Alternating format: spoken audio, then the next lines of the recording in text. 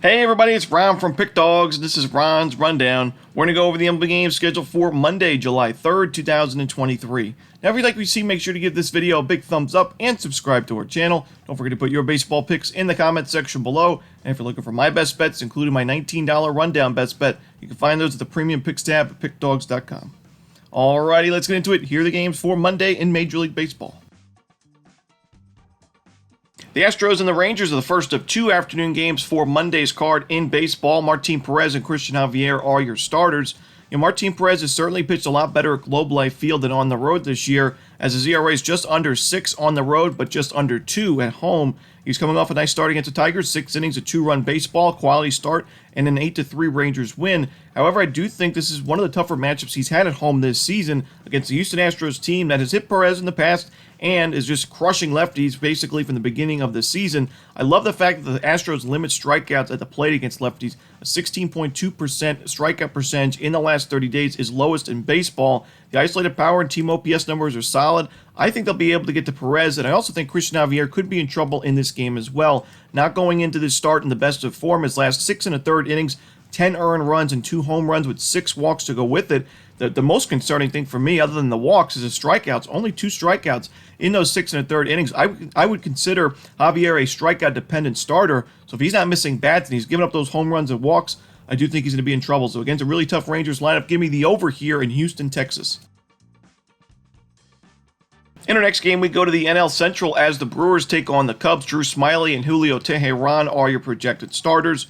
We've mentioned all season long the Brewers' numbers against lefties have not been great this season. In the last 30 days, they're improving a little bit, but they're still outside the top 15 in both team OPS and isolated power. Pretty steep strikeout rate of 24%. Drew Smyly, not in as good a form as he was at the beginning of the season. We know his last start was a rough one against the Phillies, but I do think on the road here, where he's been better overall this year, I think Smyly will be able to put together a quality start for Chicago. On the road in 46 innings of work, a 2.74 ERA for the Cubs. Like I say, Julio Teheran had a really good start to the season. We're starting to see him regress a little bit. His last start, 5 2/3 innings, 7 earned runs, and 4 home runs is the big concern for me. I think the Cubs do enough damage early on in this game to win it in the end, and the Cubs bullpen's been really sharp in the last 30 days ERA-wise. Give me the Chicago Cubs on the road here on the money line. Next up, we see the Cincinnati Reds taking on the Washington Nationals. It's going to be a Fox Sports 1 game at 6:05 Eastern. Luke Weaver and Jake Irvin are your starters. Luke Weaver has struggled this year. He's got an ERA just below 7, but I do got to give him a little bit of the benefit of the doubt here. He's been good enough to keep the Reds in ball games at least, and he pitches at Great American Ballpark a lot. So, it's a hitter-friendly ballpark. Naturally, we're going to see starting pitchers with steeper ERAs, but even though Weaver has struggled as of late, the Reds are still 5-0 on the money line in his last 5 games.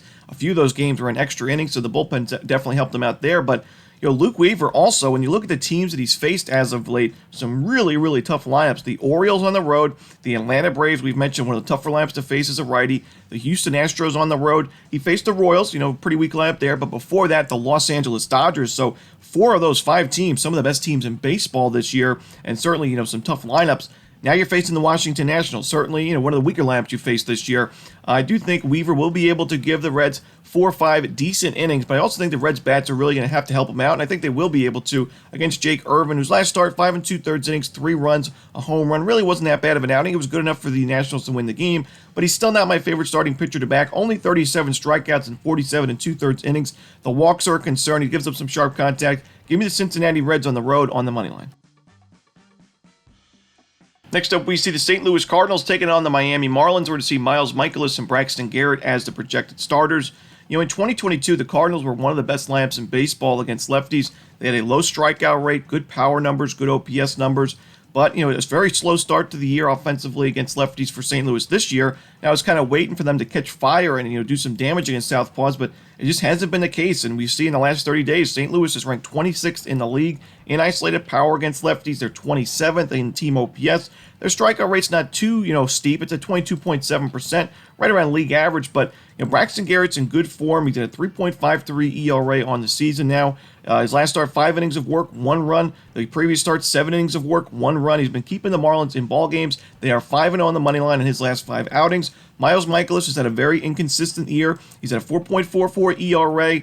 He's been a lot better on the road than he has been at home, which is beneficial for him here, but I still don't love his chances against Miami. I think they get the job done, so give me the Miami Marlins on the money line at Lone Depot Park.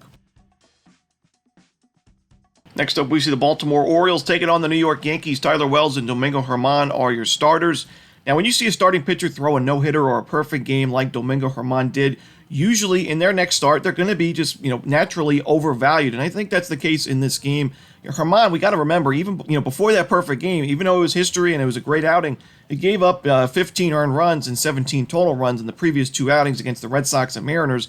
And the last start for him at Yankee Stadium was on June 22nd against Seattle. 3 1/3 innings, 4 home runs, 8 earned runs. So, yes, he was great against one of the worst teams in baseball in the Oakland A's, but I'm not ready to, take him at this kind of price against a solid Orioles team. And I think, also Tyler Wells is a really good option on the other side for the Orioles. 3.21 ERA. He's got better numbers at home this season, but I still think he's good enough here on the road against the Yankees lineup. It's been, inconsistent and more so to the negative side without Aaron Judge. I think there's value here with the Orioles after their sluggish weekend series with Minnesota. Germán's going to be overvalued and overbet because of that perfect game. Give me the Baltimore Orioles on the money line on the road. Next up, we see the Minnesota Twins taking on the Kansas City Royals. No official starter for KC right now. Joe Ryan should be going for the Twins. Now, as I mentioned about a week ago in the Royals-Guardians series, I mentioned that the Guardians games against Kansas City were huge for their chances to make the playoffs and win that AL Central. They have to pick up those wins and in that season series. Similarly, it's very important for the Twins to do the same thing against Kansas City. And Joe Ryan, he's coming off a horrible outing against the Atlanta Braves. He gave up 5 home runs in that start, but that was on the road. He's been not great on the road this year with a 4.14 ERA. At Target Field, though, he's at 46 2/3 innings, a 2.7 ERA, and 51 strikeouts against a very weak Kansas City Royals lineup. I do think Ryan bounces back here, has a good outing, and if Kansas City goes with the bullpen game, I can't trust this bullpen, especially without Aroldis Chapman in the pen now, as he's a member of the Texas Rangers. So give me the Minnesota Twins here on the run line at Target Field. Next up, it's the Atlanta Braves taking on the Cleveland Guardians. Bryce Elder and Gavin Williams are your starters. I like the upside Gavin Williams has in his game, but as we've seen with many young pitchers this season, including Yuri Perez a couple of days ago, it's really tough to face these Atlanta Braves these days. We know Perez got rocked in that start, and he was out in the first inning. Gavin Williams has also got some concerns in terms of giving up sharp contact. He's got really good strikeout stuff, but his control can be off a little bit. That's why his xFIP is currently up above 4 right now. So I do think the Braves will be able to get to him, but I also don't love this matchup for Bryce Elder, who's more of a pitch-to-contact guy, facing a team in Cleveland that already does a really good job at limiting strikeouts. I think the Guardians are going to be able to put the ball in play almost every single at-bat in this game. I think they'll be able to get some scoring opportunities as well. Give me the over here in Atlanta, Cleveland.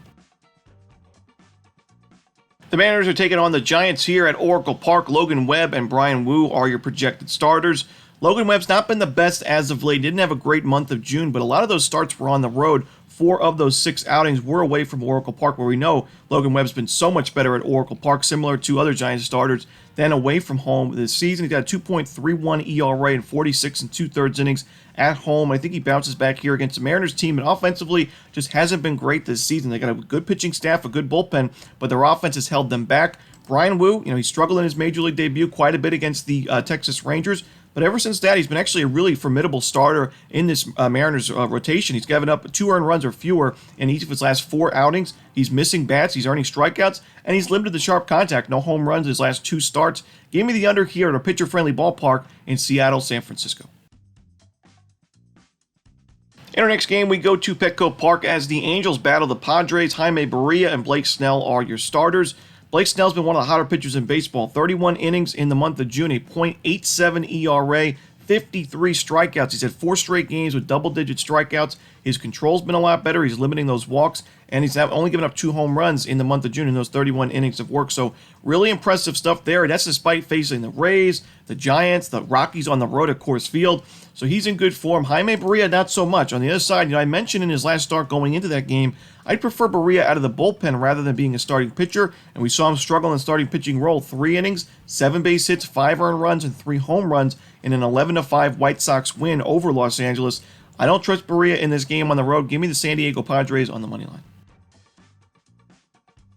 Next up, we see the Pittsburgh Pirates taking on the Los Angeles Dodgers, a final game for Monday's card in Major League Baseball. Now, right now, Clayton Kershaw is projected to go for Los Angeles, but we know he's battling an injury, so he could be scratched. The Dodgers will decide that late Sunday. Mitch Keller should be going for Pittsburgh. Mitch Keller's in good form. He had some struggles at the middle of June, but towards the end of the month, 13 innings of work, 2 earned runs in his last 2 starts. I think he pitches pretty well in this game. And if the Pirates do face the lefty in Kershaw, even though he's having a great season, Pittsburgh as of late has been decent against lefties. They're top 15 in baseball in team OPS and isolated power against left-handers. Their walk rate's almost at 10% as well. So I'm going to take the 1.5 runs here with the Pittsburgh Pirates on the run line on the road. I think they keep this game close and maybe even have a chance to win the game outright. And that's it. Those are the games for Monday in baseball. Hope you enjoyed this video. If you did, don't forget to hit that like button and subscribe. But don't forget to put your baseball picks in the comments section below. Again, if you're looking for my best bets, you can find those at Pick Dawgz Premium. As always, this is Ron Romanelli. Good luck.